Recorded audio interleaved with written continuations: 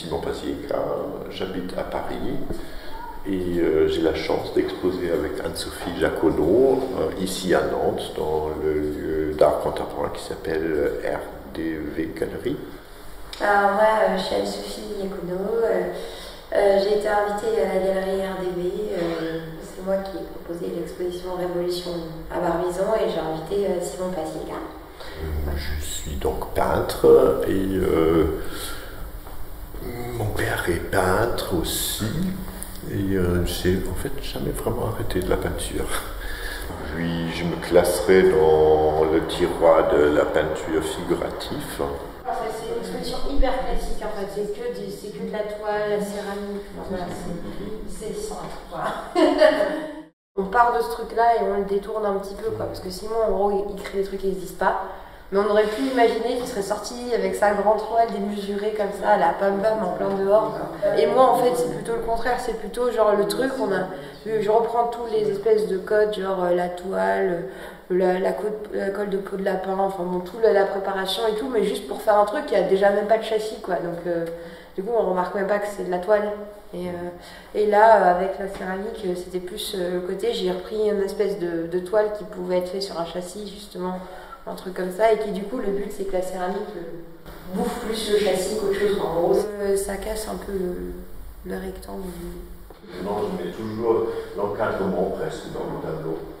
Et c'est un point commun aussi que l'on a dans notre travail réciproque avec Anne-Sophie Jaconneau, qu'elle dépasse en fait le cadre. Et moi je mets le cadre dans le tableau. Donc, celui-là il s'appelle Nachthimmel auf Deutsch, je suis allemand. Ciel de nuit, donc l'été dernier, je l'ai passé moi, dans une résidence d'artistes en Corrèze. Et contrairement à Paris, en Corrèze, le ciel de nuit il est très très clair et on peut voir toutes les étoiles. Et j'étais très impressionné par cette sensation-là. Et en haut, il y a une sorte de marge qui fait à peu près 20 cm. Où du coup, le ciel de nuit se transforme en jour.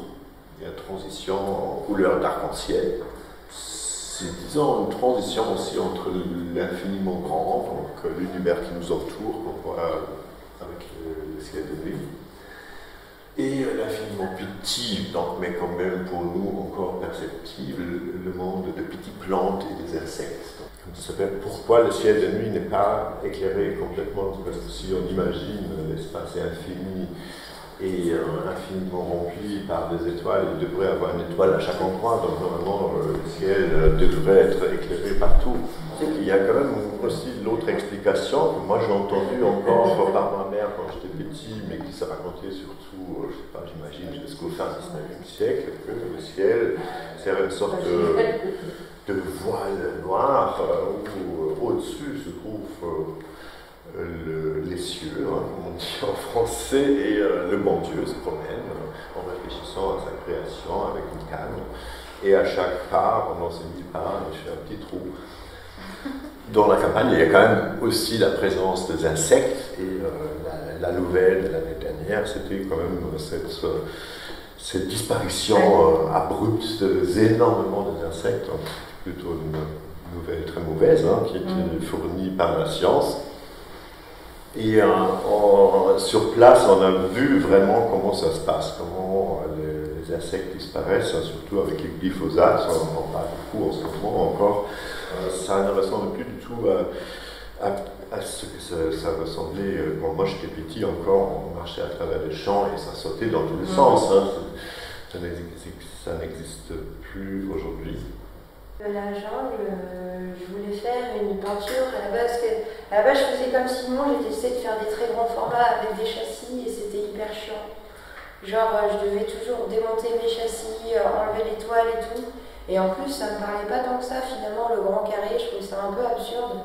Et du coup j'ai voulu changer ma manière de faire de la peinture.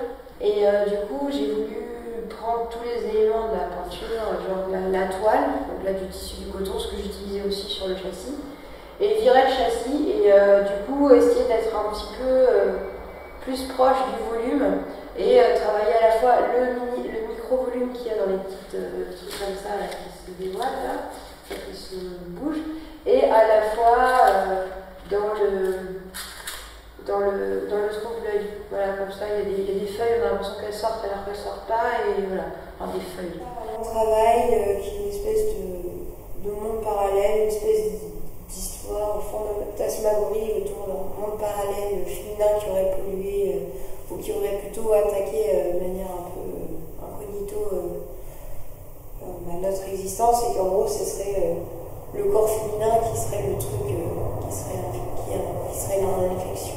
Et l'idée c'était de représenter, avant j'avais pas mal fait de peinture qui représentait ce monde qui s'appelle Châtelain, et le côté intestinal. Et du coup en fait je voulais faire en gros un passage, un espace spatio-temporel dans lequel le corps qui viendrait de notre espace vers celui de Châtelain. Et du coup ça ce serait l'espèce de chose qui existe dans ce tuyau un peu de transition entre le monde qu'on connaît, celui de Châtelain, et qui serait là un peu pour nous digérer. Donc un peu comme dans le corps humain, où il y a la bouche, les dents, il y a des mini-dents qui sont des fois disséminées dans certains trucs.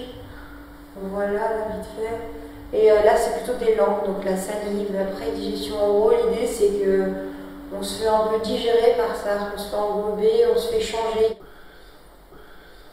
Ce tableau s'appelle Source, tout simplement.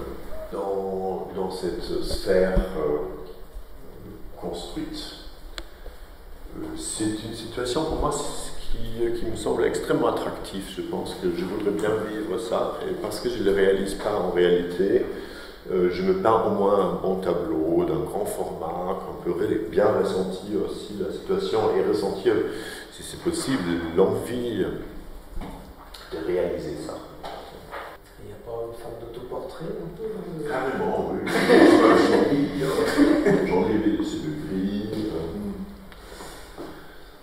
Enfin, la pièce s'appelle Cratère, et elle est basée sur une pièce que j'ai fait avec des très très grands panneaux de peinture, où pareil, là il y a des cadres, mais c'est pour pouvoir faire une espèce de grande salle, et c'est comme un décor en fait. Et ça en fait, ça reprend une partie de la peinture, comme si par exemple il y aurait un petit bout de cet enfer, parce que l'autre peinture s'appelle Enfer, qui ressorte comme ça, et que du coup voilà, ça sort et ça rentre, quoi. Enfin, comme un petit volcan, quoi. Donc ça fait genre un petit coucou, quoi. Ouais. Mais comme c'est l'enfer, c'est pas seulement de la lave, quoi. Parce que là c'est de la céramique, donc c'est pas du tout la même dynamique que la peinture. J'ai fait la peinture au milieu de la manière classique, et à la fois j'ai voulu garder cet aspect où on a cette espèce de magma humain, mais à la fois magma peinture, donc on peut ne pas voir le magma humain éventuellement, et j'ai voulu garder la même touche pour faire la sculpture. Donc je pense que j'ai pas trop mal réussi à faire la même sculpture au niveau forme, à réussir à faire le même genre de choses, mais en 3 dimensions. Forcément, quand on est en 3 dimensions, on voit mieux les corps. C'est logique, quoi, parce que c'est pas plat.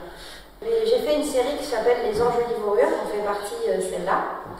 En fait, je récupère, soit que j'ai trouvé, soit qu'on m'a donné, ou que j'ai lu plus jeune, des cadres de toutes les tailles, et je les ai peints un peu à la manière classique, c'est-à-dire avec le chevalet, des choses comme ça, trucs simples pour pouvoir faire une petite peinture. Et l'idée, c'est de les encadrer sans les encadrer, parce que du coup le cadre il n'est pas carré, il n'est pas rectangulaire, et du coup l'idée c'est que ça puisse être un peu bouffé par le cadre, que du coup il y a un rapport entre les deux, entre la peinture qui est à l'intérieur, ce qui est à l'extérieur, qu'est-ce qui met en valeur l'autre, on ne sait pas trop, des choses comme ça, quoi.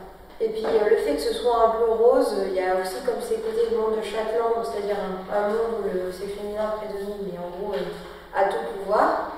J'ai voulu faire un petit jeu entre le fait que, comme dans Châtelain, quand on arrive, on est digéré, quoi. On a forcément perdu, l'idée c'est qu'on a perdu peut-être la peau, et du coup, en fait, à l'intérieur de Châtelain, on n'a plus vraiment de spécificité due au genre, aux spécificités physiques en général, vu que la peau est partie, on voit que le rouge, le rose, l'intérieur du corps, le côté viscéral. Donc cette toile-là, elle s'appelle Grave, parce qu'elle est très lourde, et Anne-Sophie Jaconon a eu l'idée de l'accrocher sur un clou en fer très lourd, très épaisse, parce que la toile a une impression extrêmement lourde, et comme on est un peu à la marge entre réalité et illusion dans cette galerie.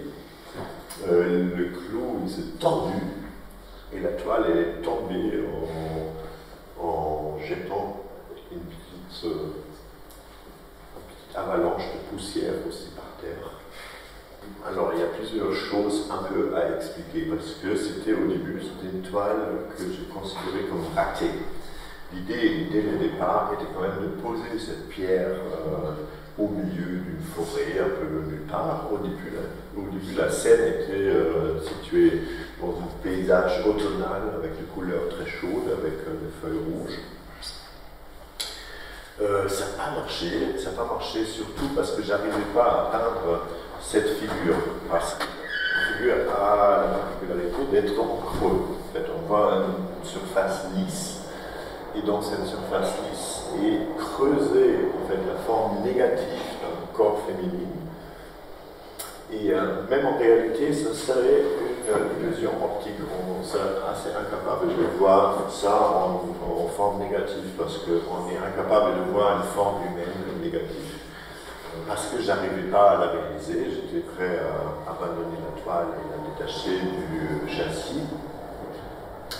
Mais au moment même où j'étais en train de dégrafer, de enlever les agrafes de la toile, j'ai compris comment je pourrais le faire en transformant la situation en situation d'hiver et en créant justement cette tige de glace qui pousse de deux côtés, donc une stalactite et une stalagmite qui pousse du bas. Qui montre que c'est une forme en creux. Donc, ça se pose à l'intérieur de ce corps en creux. Voilà. Et pour assumer aussi le côté narratif qu'une toile, même sans figure, a toujours, j'ai introduit les deux acteurs animaux, un corbeau et un renard dans le tableau. Enfin, je me suis pas mal inspirée de la littérature de Lovecraft, tu vois, de la planète un peu humaine. Il y a une géométrie effroyable, c'est-à-dire où rien n'existe. Ouais, c'est tellement différent qu'on n'arrive pas à le concevoir. Mais c'est pour montrer un truc qui n'existe pas. Enfin, le châtiment n'existe pas, mais c'est plus pour parler d'autres choses qui peuvent exister. Bah, je pense que c'est bien de faire ça. Quoi, si les gens regardent ça, et ils ont envie de faire ça, ils jettent leur bagnole et tout, donc je pense que moi, c'est vrai. De la peinture, oui, c'est ce que tu m'avais dit. C'est ça qui m'a.